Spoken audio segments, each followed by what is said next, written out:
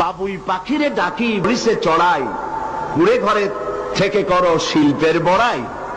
যদিও বাবুই পাখি, চড়ুই পাখি বাবুই পাখিকে এটা বলেছে, আসলে শিল্পের বড়াই করার মতো। এই যে চতুর্দিক থেকে পাতাগুড়ি ছিঁড়ে এনে যে বাসা বাবুই পাখি বানালো, আগেই কোন সুবহানাল্লাহ। এই বাসা শুধু বাসা নয়, এর মধ্যে বেডরুম আছে, এর মধ্যে ডাইনিং রুম আছে, মাস্টার বেডরুম আছে, শুধু টয়লেট নাই। নিচ দিয়ে ঢুকবে, আবার ব্যাকডোর দিয়ে নিচের থেকে আক্রান্ত হলে ব্যাকডোর দিয়ে পালাবার ব্যবস্থাও আছে। এই বাসার ভেতরে কোন বিদ্যুৎ লাইন পিডিপি বা আরইবি কেউ লাইন দেয় নাই, ফলে বেচারা অন্ধকারে তারা স্বামী স্ত্রী কনজুগাল লাইফ লিড করবে কি করে।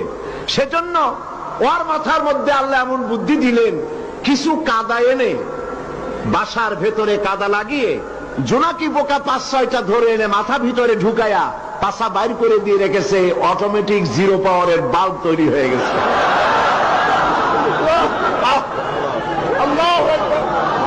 ইঞ্জিনিয়ারিং টেকনোলজি আর কারে বলে? আমার দেশের ইঞ্জিনিয়ার যারা আছেন, এই রকমের বাসা বানানো তো দূরের কথা, ভালো করে বাসাটা খুলুন তো দেখি, বুঝবো আপনি কেমন খুলতে পারেন।